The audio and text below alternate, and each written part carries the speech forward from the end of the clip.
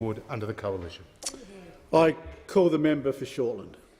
Thank you, Mr Deputy Speaker. And I'll give this to the member for Coolum. He's a trier.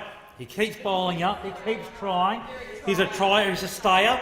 Unfortunately, he's also the Groucho Marx of energy ministers, where he's, this is my energy policy. And if you don't like this one, I've got another one. I've got another one ready to go.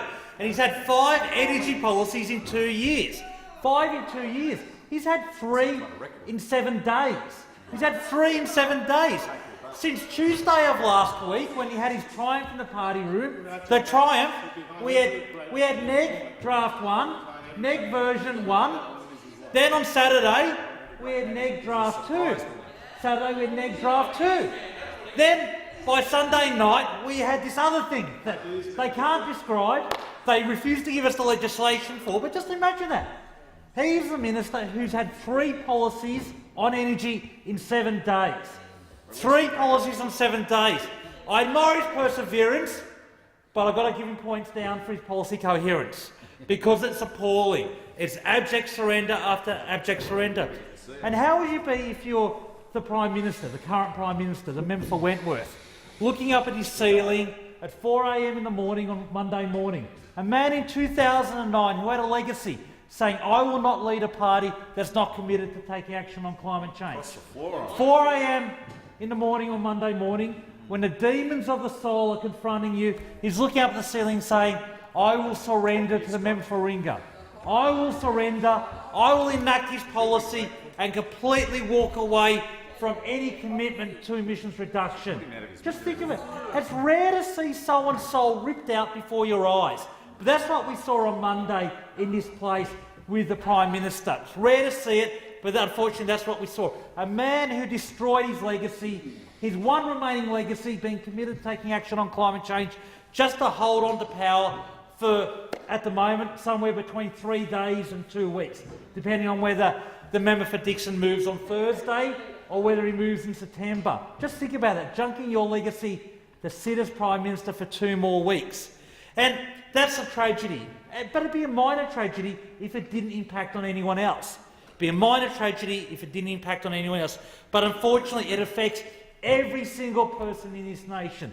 It affects every single person in this nation because their abject surrender of energy policy, their abject surrender on any commitment to rational policy making is hurting working families, it is hurting pensioners every day, because we've seen 5,000 megawatts of power being withdrawn. We've seen 5,000 megawatts of power stations closed down in the last 6 years because they're getting old.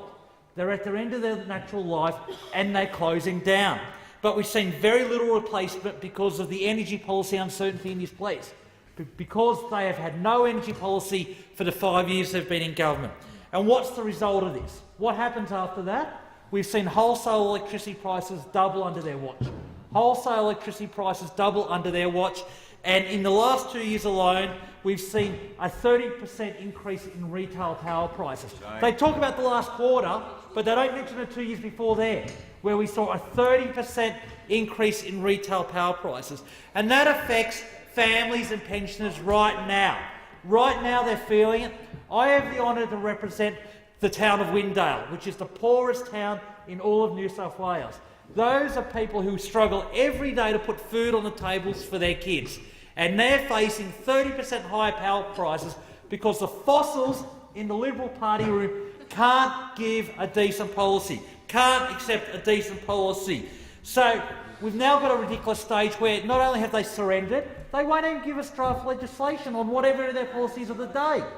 They refused yesterday in question time. The Prime Minister, besides admitting that every single backbencher over there, the member for Canning, for example, has a right of veto over government policy. And until they get it through their party room with 100% support, we're not allowed to see draft legislation. What an appalling state of affairs we have right now. What an appalling state of affairs. And this reflects on this government. Energy policy is really the symbol for this government's dysfunction. 5 years of infighting.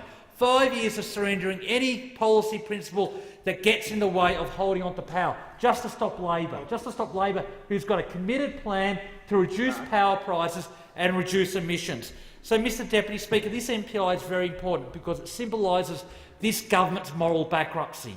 A government that will do anything to stay in power but won't stand up and reduce